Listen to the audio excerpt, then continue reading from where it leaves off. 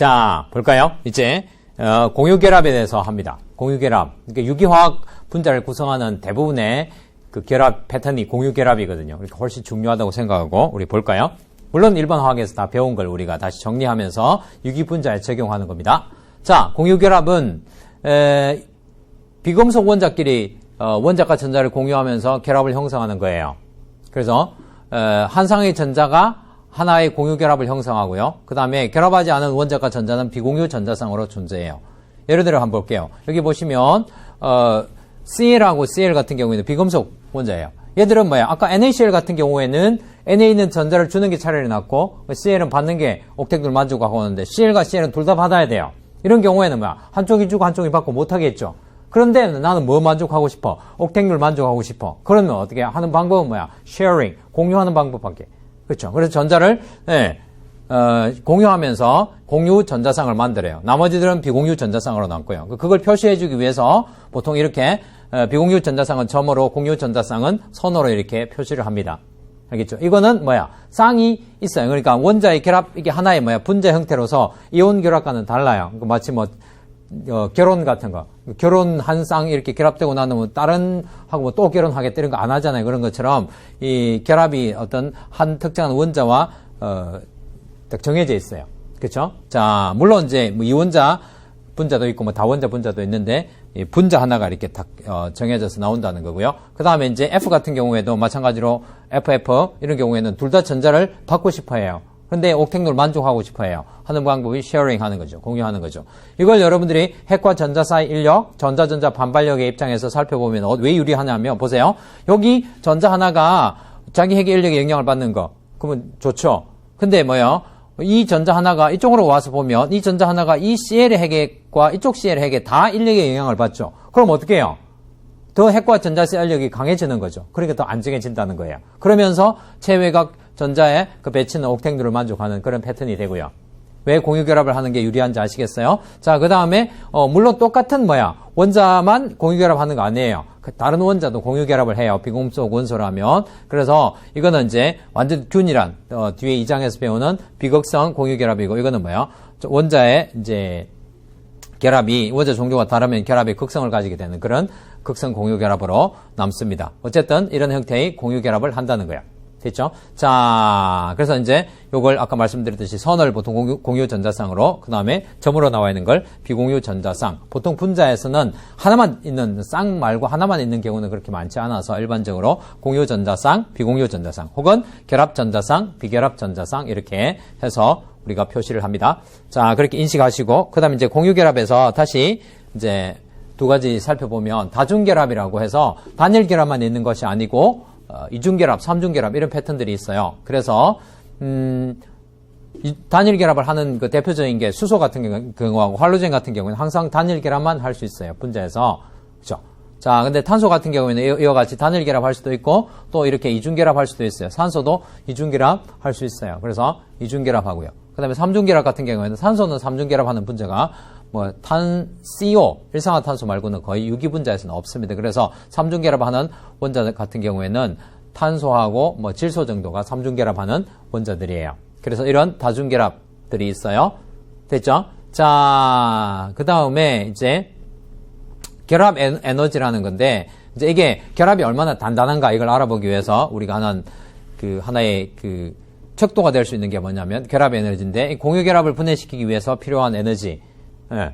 결합을 분해시키기 위해서 필요한 에너지, 정확하게 얘기하면 결합 해리 에너지라고 하는데, 뭐, 그냥 줄여서 결합 에너지 이렇게 하기도 하는데, 이게 뭐냐면, 공유 결합을 분해시키기 위해서 필요한 에너지, 이거예요. 자, 그래서 공유 결합을 분해시키려면, 여러분들이 아까 제가 말씀했던 논리로 이걸 떼어내려고 하면, 서로 다시, 되돌아가려고 하면, 에너지를 줘야 될까요? 아니면 에너지가 흘러나올까요?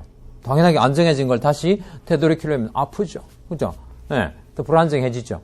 헤어져! 이렇게 해가지고, 찢어지는 거 아프잖아요. 그렇죠? 그런 것처럼 둘 다 찢어지면 불안정해져요. 그래서 불안정해진다는 말은 외부에서 에너지를 주어가지고 일부러 깨야지만 분해가 될 수 있다는 거예요. 그래서 이제 결합 해리시키는 데는 항상 무슨 반응? 흡열 반응. 그죠? 그 다음에 결합이 다시 형성될 때는 발열 반응. 이렇게 되는 거예요. 자, 그래서 결합 에너지가 클수록 강한 공유 결합이다. 이런 게 있어요. 그 다음에 이제 나중에 조금 이따가 배우게 되겠지만 이 결합의 종류가 지금은 넌으로 표시되어 있지만 이 결합은 하나는 시그마 결합이고 하나는 파이 결합이기 때문에 이거의 2배가 아니에요. 요거의 2배가 못 됩니다. 이 이중결합은요. 결합 헬 에너지가.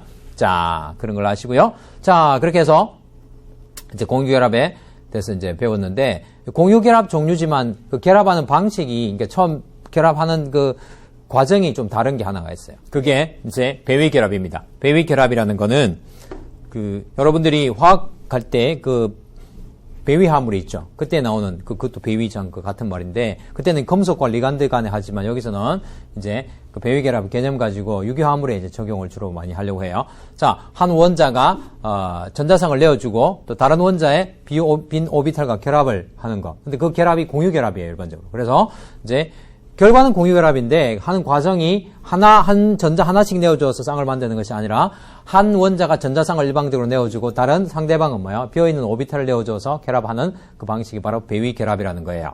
그래서 여러분들이 그 일반화학 같은데 산 하면 대표적인 게 그 옥소늄 이온이죠. 그래서 물에 강산이 녹아있으면 물의 비공유 전자쌍하고 프로톤의 그 비어있는 오비탈하고 결합을 해서 이렇게 옥소늄 이온이 형성되고요. 그래서 이렇게 결국에 보면 공유결합이 형성된 거예요. 그 다음에 또 하나는 아모니아 있죠. 아모니아가 역시 프로톤과 결합을 하게 되면 암모늄 이온이라는 게 돼요. 이것도 마찬가지로 결과적으로 이게 보면 구분이 안 되죠.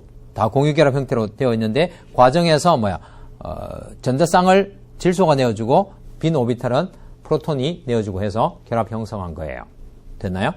자, 그 다음에 이제 또 하나의 배위결합이 이제 알미늄 같은 경우에는 여기에 하전을 안 가지고 있지만 옥택률을 만족하지 않은 옥택률의 예외적인 이렇게 해서 세상밖에 가지고 있지 않아요. 그렇지만 형식 가져 없고 비어있는 p 오비탈 하나 가지고 있어요. 그거하고 그 다음에 질소의 비공유 전자쌍하고 결합을 해요. 결합을 하게 되면 뭐가 옥택률을 만족하게 되냐면 질소는 원래 만족했죠. 근데 알미늄도 옥택률을 만족했죠. 그래서 알미늄도 옥택률 만족하고 질소도 옥택률 만족하는 이런 패턴의 결합을 한다는 거예요. 자, 이게 유기화학에서 굉장히 중요한 게 그 대부분의 유기화학 반응과 밀접한 관련이 있어요. 그게 무슨 말이냐면 여러분들 친액체 친전자체라고 나중에 배워요. 근데 그런 논리가 다 이 배위결합의 어떤 패턴으로 일어나요. 하나만 예를 들게요. 이 반응이 이해 안 돼도 여러분들 내가 이렇게 실력이 없구나 이렇게 자잘하면 절대 안 됩니다. 알겠죠? 자, 여기서 보시면 HO-, 즉 전자쌍, 비공유 전자쌍이 세상에 있고 이게 하전이 음하전이에요. 그럼 전자가 너무 많다는 거죠. 나 전자가 너무 많아서 힘들어. 앞에서 배웠죠. OH-, 그죠? 자, 이 전자쌍을 가지고 이 탄소 쪽으로 가요. 그러면 여기서 보시면 CH3라는 건 HH하고 C에서 이미 탄소는 전자쌍이 채워져 있고 비어있는 오비탈 이런 게 없어요. 그 배유결합 안 되겠네? 그게 아니라 얘가 다가오면서 이게 탄소가 Cl 이 전자쌍을 Cl에게 주면서 빈 오비탈을 만든다고 생각하시면 돼요. 그래서 이게 가서 그 오비탈에 결합을 하게 되고 이거는 떨어져 나가고. 그럼 결과적으로 탄소에 있는 비어있는 오비탈과 산소의 비공유 전자쌍이 결합을 하게 되고 Cl은 음이온으로 떨어져 나가고. 결과적으로 보면 공유결합이고 결합하는 패턴이 배위결합하고 비슷한 거죠. 이 전자 하나 내어주는 것이 아니라 전자쌍을 일방적으로 내어주면서 결합을 하는 거니까요. 유기화학 반응들이 이런 결합 패턴을 하는 게 굉장히 많다는 거예요. 아시겠죠? 자, 드디어 이제 이온 결합, 그 다음에 공유 결합, 그 다음에 또 한 가지 종류에 해당하는 배위 결합을 배우면 이제 우리가 유기화학에서 많이 쓰는 루이스 구조나 그 축약형을 배울 수 있는 준비가 되었어요. 그래서 루이스 구조란 게 앞에서도 방금 이제 했던 그림들이 다 루이스 구조예요. 루이스 구조란 게 뭐냐면 분자나 이온을 알파벳과 선과 점을 이용하여 나타낸 구조예요. 네. 그래서 일반 앞에서 유기화학에 제가 핵심할 때도 알파벳과 선과 점으로 나타내는 구조를 통해서 그 속에 있는 성질, 힘과 에너지를 인식하고 그다음에 반응 예측하고 그다음에 결과를 추론하고 그렇게 한다고 했죠. 그죠? 그게 유기화학 핵심. 구조와 힘과 에너지 할 때 우리가 그 구조하는 것이 사실 이 루이스 구조를 이야기해요. 그것들을 축약해 놓은 그런 구조들. 그러니까 이게 뭔지를 알아야지 여러분들 유기를 할 수 있다는 거예요. 됐죠? 자, 그래서 선은 한 쌍의 공유 전자상. 다시 반복하는 겁니다. 공유 전자상 혹은 결합 전자상. 점은 비공유 전자상 혹은 비결합 전자상을 표현하는 겁니다.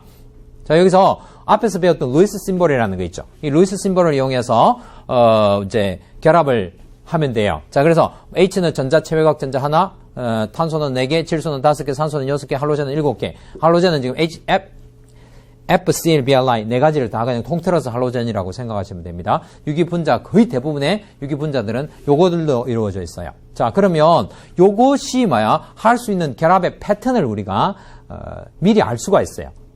아까 결합은 3중 결합까지밖에 못 하거든요. 그래서 이제 가능한 결합 패턴은 보시면 H 같은 경우에는 하나밖에 못 하죠. 왜냐하면 전자쌍 한 쌍을 해서 결합 전자쌍 한 쌍 만들 수 있기 때문에 결합선이 하나밖에 안 나오고 비공유 전자쌍 이런 게 있을 수가 없어요. 탄소 같은 경우에는 결합을 4개를 할 수가 있죠. 4개가 모자라니까 나머지 것 전자 4개하고 결합해서 이렇게 각각 다른 원자끼리 결합하는 이런 단일 결합 4개를 할 수 있는 반면에 또 이중 결합 하나 하고 그 다음에 단일 결합 하나 하는 이런 패턴도 있죠. 그 다음에 또 뭐가 있을까요? 이중결합을 2개 할 수 있는 것도 결합이 4개 나오죠. 이중결합을 2개 할 수 있는 그런 패턴도 있어요. 그 다음에 마지막에 어떻게 해요? 3중결합 하나 하면 단일결합 하나 생기겠죠. 그렇죠? 이 루이스 구조가 굉장히 유익한 거예요. 자, 그 다음에 질소 같은 경우에는 이렇게 비공유 전자쌍으로 분자 형태에서는 항상 하나가 남아있어요. 그러면 3개의 뭐가 있어요? 그 단일결합을 형성할 수가 있어요. 그러면 만일에 2개의 이중결합을 형성하면 하나는 단일결합으로 남겠고 결합 3개를 할 수 있으니까 3중결합도 만들어질 수 있겠죠. 그럼 산소로 오면 전자쌍이 비공유 전자쌍 2쌍이 남게 돼요. 그러면 결합 전자쌍도 역시 2쌍이 되겠죠. 그러면 케이스는 2가지밖에 없어요. 이렇게 단일결합 각각 하나씩 하든지 아니면 이중결합을 하든지. 그 다음에 여기서 할로젠 같은 경우는 수소와 마찬가지로 전부 다 단일 결합밖에 할 수 없어요. 왜냐하면 체외곽에 전자가 7개 있는데 하나 받아들여서 그것으로 그냥 단일 결합 하나 하고 옥헥들 만족하기 때문에. 그래서 유기화학 물질은 요걸 조합하면 바로 유기화학 물질이에요. 몇 가지 안 되겠네. 그죠? 조합해봤자. 그런데 유기화학 물질은 수천만 가지, 수억 가지. 무한대의 유기화학 물질을 만들 수 있어요. 왜냐하면 이 탄소 하나가 탄소만 해도 탄소가 엄청나게 많은 탄소 결합을 형성할 수 있기 때문에 이것만 가지고 해도 무한대의 결합을 만들어낼 수 있어요.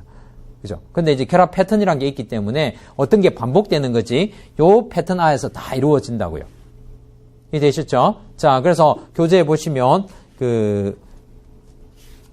뭐가 나오느냐면 구조의 간단한 표현에서 루이스 구조 그리는 법이 나와요. 그래서 일반 화학 시간에 루이스 구조 그리는 법을 대부분 하셨어요. 그래서 이제 유기화학의 복잡한 탄소나 질소나 산소 이걸 이제 이 패턴 가지고 적용하는 훈련을 좀 하시면 됩니다. 알죠? 간단히 이제 연습을 해보면, 한 개의 C와 4개의 H 하면 뭐야? 그러니까 보통 8인 많이 나오는 거, 결합이 많이 나오는 걸 중심에 두고 하면 이건 당연하게 해결돼요. 왜? 한 개의 C를 중심에 두고 4개의 H를 결합시키면 옥헥돌 만족하고 수소는 헬륨, 이전자 규칙에 만족하는 그런 형태로 결합을 그릴 수가 있고, 그 다음에 2개의 탄소와 4개의 H, 이런 거는 탄소 2개 있고 H는 결합 하나밖에 없으니까 탄소와 탄소는 반드시 연결돼야 되겠죠. 그러면 할 수 있는 패턴이 요거밖에 없어요. 알겠죠? 그 다음에 한 개의 탄소와 한 개의 산소, 4개의 수소 이렇게 하면 그걸로 하나의 분자를 만들어 하면 탄소를 중심에 두고 산소를 역시 하나를 탄소와 결합시켜야 돼요. 왜냐하면 산소는 결합 2개 할 수 있기 때문에 CO 결합을 해놓고 보면 나머지들을 전부 H로 채우면 이렇게 4개의 수소하고 그 다음에 한 개의 C하고 한 개의 O하고 메탄올 하는 이런 구조가 되겠죠. 이렇게 해가지고 체외곽 전자수 세고 그 다음에 그것이 결합할 수 있는 패턴들을 생각하고 이렇게 하면 보통 이제 감을 잡을 수가 있어요.